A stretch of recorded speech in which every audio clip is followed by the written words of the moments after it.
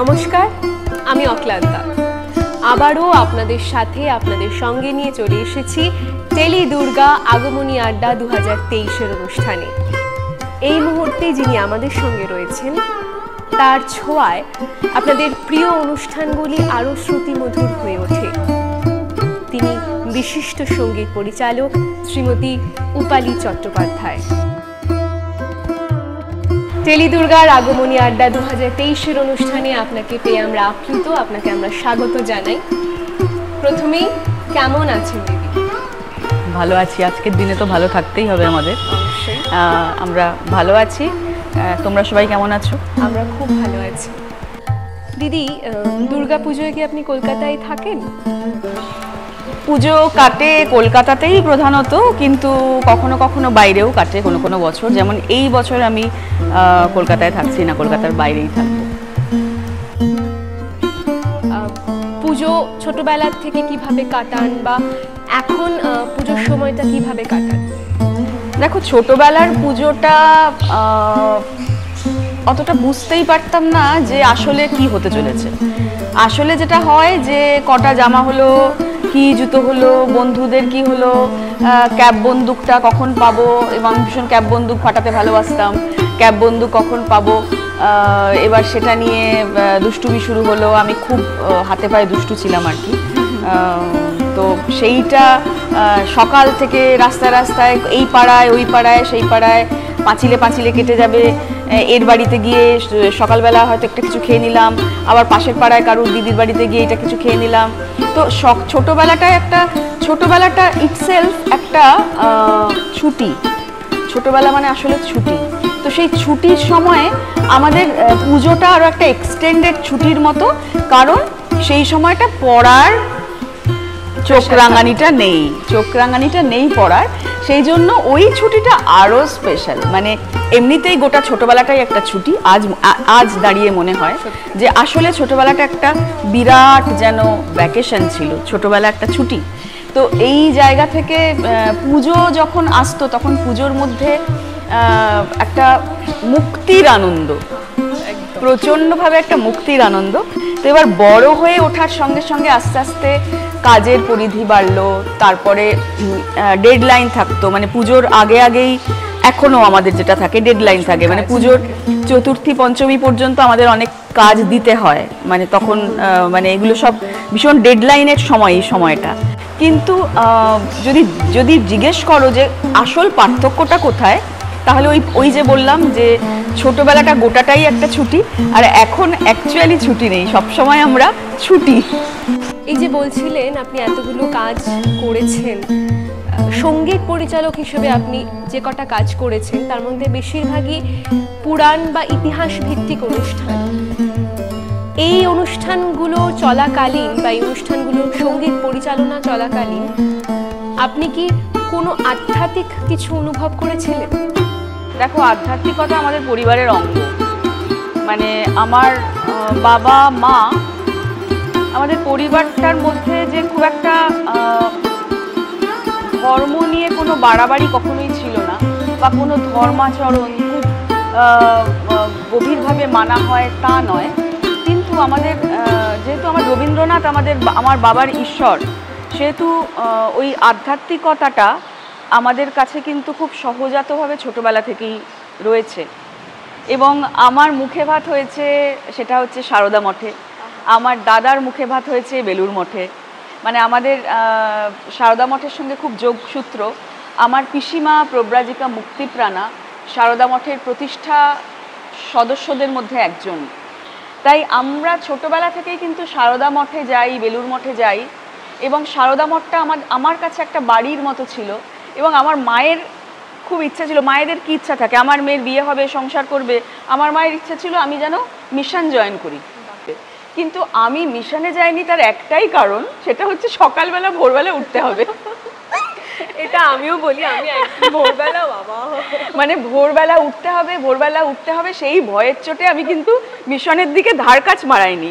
এবং মিশনের সব সন্ন্যাসিনীরা আমাকে এত ভালোবাসতেন। নিবোধত পত্রিকার কথা আপনারা জানেন, সারদা মঠ থেকে বেরোয়। নিবোধত পত্রিকার যিনি প্রধান সম্পাদিকা ছিলেন প্রব্রাজিকা বেদান্ত প্রাণা, এবং সহ সম্পাদিকা প্রব্রাজিকা সদাত্তপ্রাণা, এই দুজন আমাকে যে কী স্নেহ করতেন, এবং নিবোধততে বেশ কয়েকটি লেখা আমার বেরিয়েছিল, এবং ওনারা ভীষণভাবে চাইতেন যেন আমি মিশনের কাজকর্মের সঙ্গে কোনো না কোনোভাবে যুক্ত থাকি। কিন্তু দেখো কি অদ্ভুত যোগাযোগ, পরবর্তীকালে আমি আমার কাজের সূত্রে আমি একের পর এক পৌরাণিক, ঐতিহাসিক, তারপরে ধরো মাইথোলজিক্যাল, পৌরাণিক আর কি, মাইথোলজিক্যাল, এই যে কাজগুলো আধ্যাত্মিকতার সঙ্গে যুক্ত বিভিন্ন রকম কাজের মধ্যে, মানে আমি এই কাজেই থাকলাম। আমি মনে করি আমি একজন সঙ্গীতের মিশনারি। আমি কিন্তু আমার মিশন হচ্ছে সঙ্গীত, সঙ্গীত আমার মিশন, সঙ্গীত আমার পথ। সে তার মাধ্যমেই আমি আমার লক্ষ্য বা আমার মিশন, সেটাকে আমি এই পৃথিবীতে ছড়িয়ে দিতে চাই। আর আমার মিশনটাও কিন্তু সঙ্গীত। আমার আধ্যাত্মিকতা বলো, আমার ধর্ম বলো, সবটাই সঙ্গীত।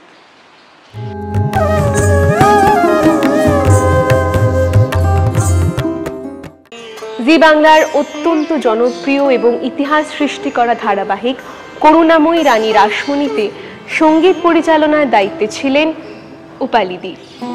আচ্ছা দিদি, এই করুণাময়ী রানী রাসমণিতে যত শ্যামা সঙ্গীতগুলো আপনি পরিচালনা করেছেন তা বিভিন্ন জায়গায় শোনা যায়। তা এই সুবিশাল যাত্রাপথে আপনার অভিজ্ঞতা কেমন ছিল একটু আমরা যদি জানতে পারি। আমি বলি, প্রথম দিনের প্রথম ফোনটা আমি তখন পটল কুমার গানওয়ালা, তোমরা জানো পটল কুমার গানওয়ালা খুব বিখ্যাত হয়েছিল স্টার জলসায়। তো সেই তখন পটলের কাজ চলছে, একটা গানের কাজ চলছে স্টুডিওতে। সেই স্টুডিওতে আমার কাছে ফোন আসে, একটা মিটিংয়ে আসতে পারবি, যে শিবাশিস বন্দ্যোপাধ্যায় মানে যিনি স্ক্রিপ্ট রাইটার ছিলেন, তিনি আসতে পারবি একটা কাজের জন্য। কি কাজ? এরকম একটা কাজ। তো হ্যাঁ নিশ্চয়ই আসতে পারবো। তারপরে ইন্দ্রপুরী স্টুডিওতে যাওয়া, এবং তারপর আস্তে আস্তে প্রথম মিটিং, মিটিংয়ের পর মিটিং, অনেক পড়াশুনো, নতুন করে আবার একটা পড়াশুনোর, মানে এই রামকৃষ্ণ বিবেকানন্দ এই যে সাহিত্য, এই সাহিত্যর সঙ্গে বা এই যে সংস্কৃতির সঙ্গে আমি বহুকাল ছোটবেলা থেকেই ওতপ্রোতভাবে জড়িয়ে আছি। কিন্তু এমন একটা মানুষ, যে মানুষটা দক্ষিণেশ্বর প্রতিষ্ঠা করেছিলেন, এবং তিনি যদি দক্ষিণেশ্বর প্রতিষ্ঠা না করতেন তাহলে আমরা রামকৃষ্ণকে পেতাম না। তো এই যে যিনি ধাত্রী মাতা, যিনি একদম মানে রামকৃষ্ণকে পক্ষী শাবকের মতো যত্ন করে বড় করে তুলেছিলেন, আশ্রয় দিয়েছিলেন তার ক্ষেত্রতে, যাতে রামকৃষ্ণ তার আধ্যাত্মিকতাকে নিয়ে পূর্ণ প্রকাশিত হতে পারেন, তিনি রানী রাসমণি। এবং যখন এই পড়াশুনোটা আমরা শুরু করলাম, প্রসেসটা, সেই প্রসেসটা একটা আশ্চর্য প্রসেস। মানে অনেক বইপত্র, পড়াশুনো, গান নিয়ে আমরা নতুন, মানে আমি একটা অন্যভাবে ভাবতে চাইলাম যে এই গানকে আমি কিভাবে প্রেজেন্ট করব। এত রকমের গান, মানে করুণাময়ী রানী রাসমণিতে একই সঙ্গে বাংলার গানের বিভিন্ন ধারা, কীর্তন থেকে, পদাবলী থেকে, আখড়াই, হাফ আখড়াই, টপ্পা, তারপর কবি গান, পাঁচালি গান, লোকগানের নানা রকম ফরম্যাট, গাজনের গান, অনেক রকম, অনেক অনেক অনেক রকম গান, দক্ষিণ রায়ের গান, বনবিবির গান, বিভিন্ন রকম ফরম্যাট, মানে বাংলা সঙ্গীতের একটা বড় রেপার্টারি, সেটা করুণাময়ী রানী রাসমণিতে আমরা আনতে পেরেছিলাম। এবং তার জন্য আমি ধন্যবাদ জানাবো জি বাংলাকে। জি বাংলা এইভাবে একটা বিষয় নিয়ে এত দীর্ঘদিন, 5টা বছর, খুব কম কথা নয়, 5টা বছর এরকম একটা গবেষণাধর্মী কাজকে করার জন্য যে সাপোর্ট করেছেন গোটা টিমকে, সেটা কিন্তু একটা বড় পাওয়া। কারণ ওই যে বললাম, পাখি উঠতেই চাইবে, কিন্তু পাখিকে বাসা দেওয়ার জন্য মায়ের দরকার, তাই না? তাই জন্য এই যে প্রডিউসাররা কিন্তু আমার কাছে তারা কিন্তু মা, কারণ তাদের আদরে কিন্তু আমরা কাজগুলো করতে পারি। তাই আমার কাছে একটা চ্যানেল শুধুমাত্র একটা চ্যানেল নয়, শুধুমাত্র একটা বিজনেস ক্লায়েন্ট নয়, তাদের সঙ্গে সম্পর্কগুলোও কিন্তু সেইভাবে গড়ে ওঠে এক একটা কাজকে ঘিরে। করুণাময়ী রানী রাসমণিতে যে অপার্থিব একটা যাত্রা, এবং প্রত্যেকের সঙ্গে প্রত্যেকে, script writer, director, cameraman, music director, producer, channel, প্রত্যেকটা আর্টিস্ট, সবাই সবার সঙ্গে এমনভাবে কানেক্টেড ছিল, এবং সেই কানেকশনটা কিন্তু শুধুমাত্র একটা ওপর দেখানো কোনো ওপরসা কানেকশন নয়, সেটা একটা গভীরের আত্মিক কানেকশন। মানে একমাত্র করুণাময়ী রানী রাসমণিতেই ডাইরেক্টর ফোন করে আমাকে জিজ্ঞেস করতো যে উপালি, এই গানটা তুমি কিভাবে ভেবেছো? একটা গান খুব বিখ্যাত ছিল, যমুনা পুলিনে কদম্ব কাননে, যমুনা পুলিনে কদম্ব কাননে রমিব সখী মোরা দুজন, কলো কলো জল ছলো ছলো প্রেমে দেখো কেমনে করে কুজন। এই গানটা যখন তৈরি করেছিলাম তখন ভেবেছিলাম যে রাজচন্দ্র এমন একটা সময়কে রিপ্রেজেন্ট করছে যখন নব্য ভাবনার উদয়, রেনেসার উদয় কলকাতা শহরে। নতুন যত যুবক তারা ইংরেজি শিক্ষায় শিক্ষিত, তারা ফার্সি পড়ছে, তারা ইংরেজি পড়ছে, তারা বিদেশি গান শুনছে, তারা ব্যান্ড মিউজিক, হ্যাঁ রেভলিউশন আসছে। তো এই একটি ছেলে সে একই সঙ্গে এস্ট্রাজ বাজায়, মানে এটা আমরাই তৈরি করেছিলাম যে সে একই সঙ্গে এস্ট্রাজ বাজায়, সে একই সঙ্গে পিয়ানো বাজায়, এবং সেই পিয়ানোর ফিঙ্গারিং কেমন হবে সেই ফিঙ্গারিংটাও পর্যন্ত যে রাজচন্দ্র অভিনয় করেছিল নূর, তাকে কিন্তু আমি বলে দিয়েছিলাম যে ফিঙ্গারিং, একবার দেখেছিলাম ও ফিঙ্গারিং এরকম গোল করছে, তা আমি ওকে ফোন করলাম যে বাবা ফিঙ্গারিংটা কিন্তু গোল হবে না, ফিঙ্গারিং পিয়ানো ফিঙ্গারিং এটা হবে। এতটাই ডিটেল এবং সেই পিয়ানোর ফিঙ্গারিং আমি ওকে ছবি তুলে পাঠালাম। প্রত্যেকটা জিনিস আমরা এইভাবে ওয়ার্কআউট করেছিলাম বলেই কিন্তু করুণাময়ী রানী রাসমণি এরকম একটা উচ্চতায় পৌঁছতে পেরেছিল। এবং আধ্যাত্মিক জার্নি তো বটেই, এটা আধ্যাত্মিক জার্নি ছাড়া সম্ভব নয়, এটা আধ্যাত্মিক পথে যে মানুষগুলো চলছে তা ছাড়া কিন্তু সম্ভব নয়। তুমি বলো যখন রামকৃষ্ণ এলো করুণাময়ী রানী রাসমণি 2 বছর চলার পর, মানে ও লাস্ট 3 বছর ছিল, কিন্তু ওর সিলেকশন হয়ে গেছিল কিন্তু 2 বছর আগেই। মানে প্রথম যারা সিলেক্টেড হয়েছিল তাদের মধ্যে কাস্টিং এর মধ্যে কিন্তু সৌরভ ছিল, এবং সৌরভের গান কতদিন পরে আসবে, 2 বছর পরে সৌরভ আসবে, তারপর তার গান আসবে। কিন্তু আমি 2 বছর আগে সৌরভের জন্য গলা ঠিক করে রেখেছিলাম, সৌরভের কাছ থেকে গান চেয়েছিলাম, তুমি যা পারো তুমি একটা গলা পাঠাও, সেই গানও আমাকে ম্যাচ করানোর জন্য সেইভাবে আমি খুঁজেছিলাম। তাই একটা বিরাট প্রসেস, কিন্তু এটা একটা বিরাট গবেষণামূলক কাজ, এটা একটা বিরাট দল নিয়ে কাজ। প্রায় 60 থেকে 70 জন শিল্পী করুণাময়ী রানী রাসমণিতে গান গেয়েছে, পুরো এই মিউজিক টিমটায় 60 থেকে 70 জন শিল্পী, এটা একটা বিরাট পাওয়া।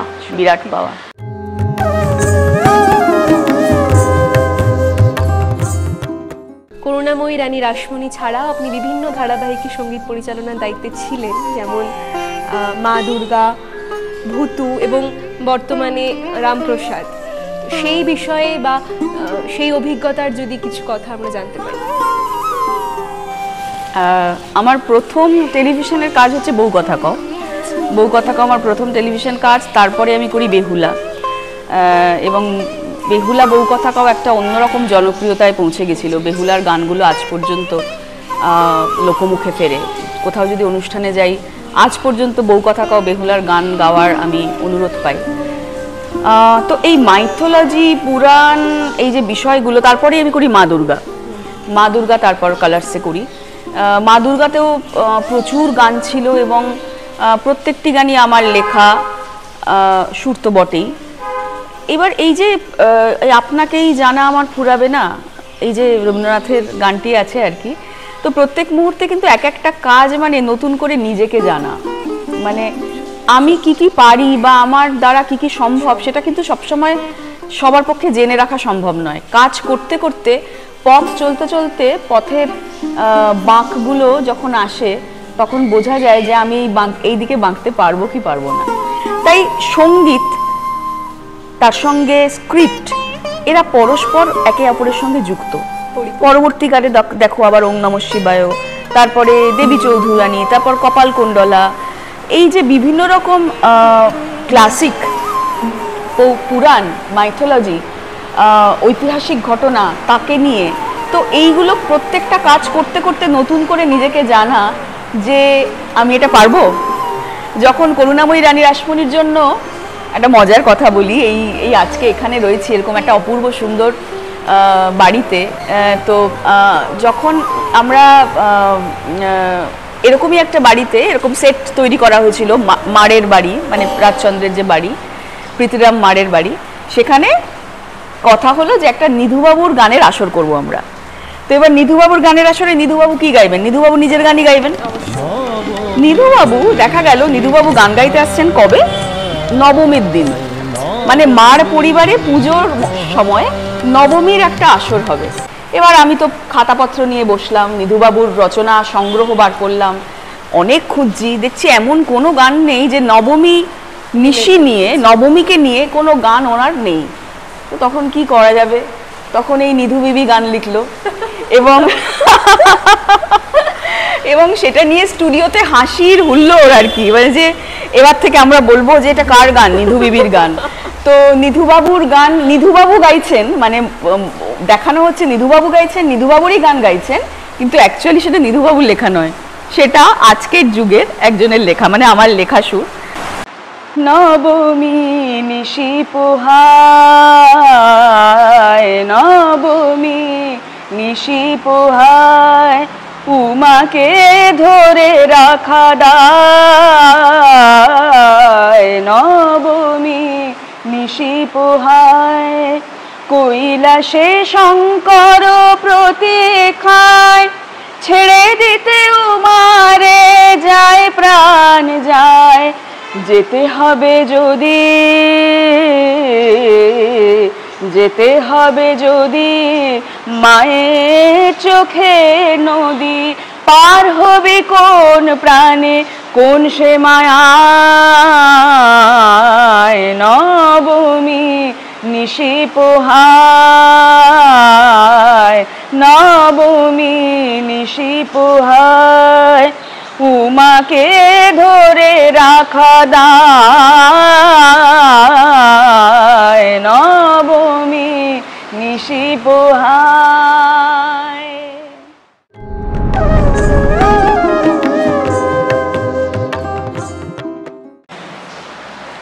আচ্ছা দিদি, আপনি তো মহালয়ার সঙ্গে ওতপ্রোতভাবে জড়িত, মহালয়ায় আগমনীর গানের ব্যাপারে যদি আপনার কিছু বক্তব্য থাকে।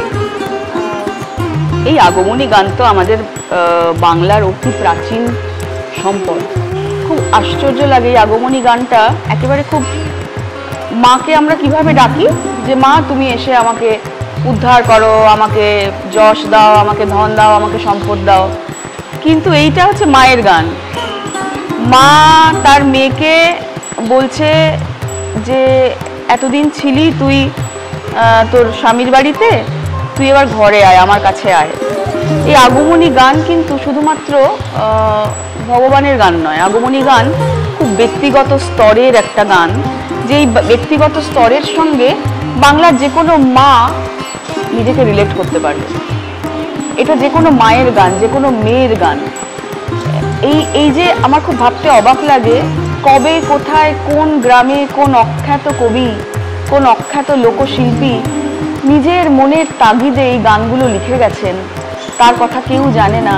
একটা গান বলছি, গিরিরানী রানী এই নাও তোমার উমারে, গিরিরানী মানে হিমালয় নিয়ে এসেছে, গিরিরানী এই নাও তোমার উমারে, ধরো ধরো হরের জীবন ধন, ধরো ধরো হরের জীবন ধন, রানী এই নাও তোমার উমারে, গিরিরানী।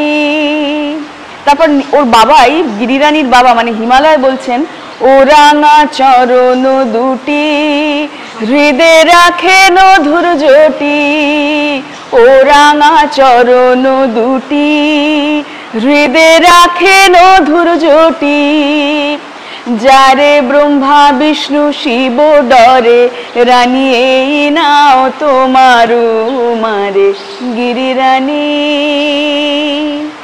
দেখে মনে লাগে ভয়, সামান্য তনয়া নয়, দেখে মনে লাগে ভয়, সামান্য তনয়া নয়, যারে ব্রহ্মা বিষ্ণু শিব ডরে, রানী এই নাও তোমার উমারে, গিরিরানী। কিছু শব্দ হয়তো আমার একটু স্মৃতিতে এখন আসছে না, একটা দুটো শব্দ এদিক ওদিক হতে পারে গানটার, কিন্তু এই যে বিভিন্ন মানে একটা বাবা তার মেয়েকে তার স্ত্রীর কাছে তুলে দিচ্ছে, কখনো মা কাঁদছে, কখনো মেয়ে কাঁদছে যে আমি কবে মায়ের কাছে যাব, কখনো গ্রামবাসী কাঁদছে যে কবে আমাদের সেই উমা আসবে। এই যে আগমনী, তারপর চলে যাওয়ার পর যে বিজয়া, এই যে চলে যাচ্ছে, তার জন্য লোকসঙ্গীতের যুগে মানে জগতে কত রকম গান, বিখ্যাত গান তিতাস একটি নদীর নামে ঋত্বিক ঘটক ব্যবহার করেছিলেন।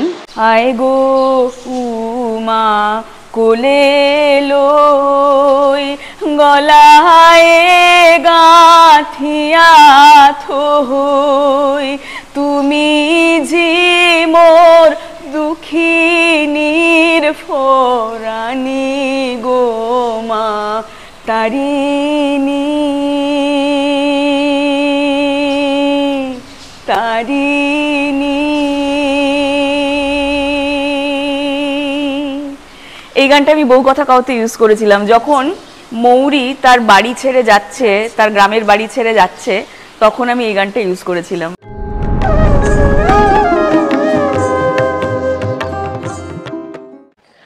আর প্রথম মহালয়ায় যখন রেকর্ডিং করেছিলেন তার সাথে বর্তমানে যে আপনি মহালয়া রেকর্ডিংয়ে যান, তফাৎটা কতটা?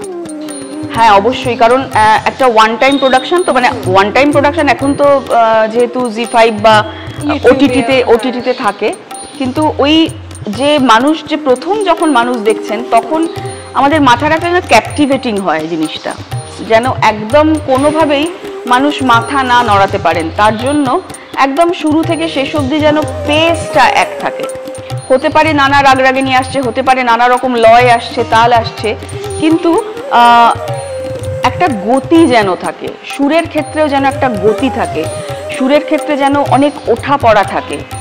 এবং প্রত্যেক বছর যখন মহালয়া হয় আমাদের ভাবতে হয় যে নতুন কীভাবে আমি প্রেজেন্ট করতে পারি, কারণ দেবীদের উগ্র রূপ, তার সঙ্গে অসুরদের উগ্র রূপ, এইগুলো তো কমন, তাই না? তো এই কিভাবে আরো নতুন নতুন ভাবে আমরা ওনাদের যে রুদ্ররূপ বা কোমল রূপ, সেগুলোকে কিভাবে আমরা নতুনভাবে প্রেজেন্ট করতে পারি। মহালয়ার কাজ ভীষণ চ্যালেঞ্জিং, ভীষণ প্রেসিশন লাগে, খুব কম সময়ের মধ্যে একটা বিরাট লম্বা কাজ আমাদের করতে হয়, মানে এবং ফুল কনসেন্ট্রেশন। যখন মহালয়ার কাজ চলে তখন আর অন্য কোনো কাজ করা যায় না, মানে লিটারালি নাওয়া খাওয়াও যায় না আর কি, মানে মহালয়ার কাজটা এতটাই ডেডিকেশন দাবি করে। আমি 2013-তে প্রথম মহালয়া করি গিয়ে, এবং তারপর আজ পর্যন্ত অনেকগুলি মহালয়া করেছি, জলসার মহালয়া লিখেছি।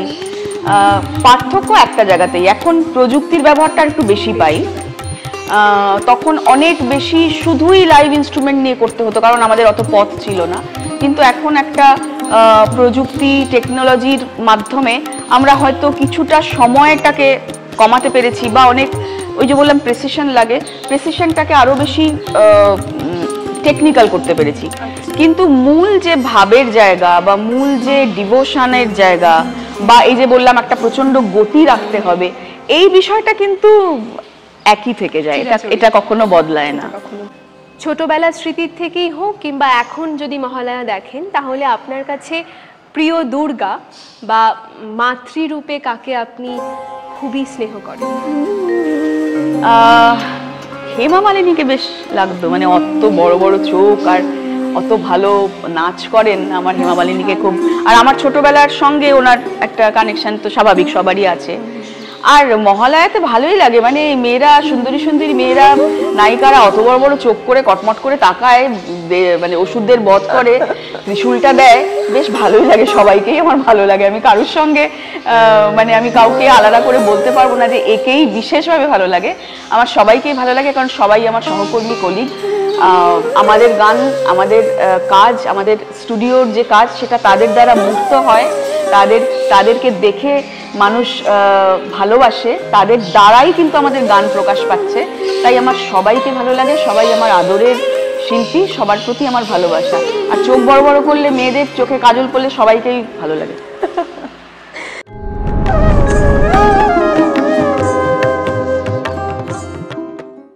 আমাদের এই পর্যায়ের একদম শেষ মুহূর্তে আমরা এসে উপস্থিত হয়েছি, এবং টেলি দুর্গা আগমনী আড্ডার সকলের তরফ থেকে শ্রীমতী উপালি চট্টোপাধ্যায় দিদিকে আমাদের তরফ থেকে সামান্য স্মারক, তার সাথে অনেক অনেক ধন্যবাদ, শ্রদ্ধা, ভালোবাসা, আমাদেরকে সময় দেওয়ার জন্য। সুন্দর স্মারক। আর টেলি দুর্গা আগমনী আড্ডার সবাইকে আমি ধন্যবাদ জানাই।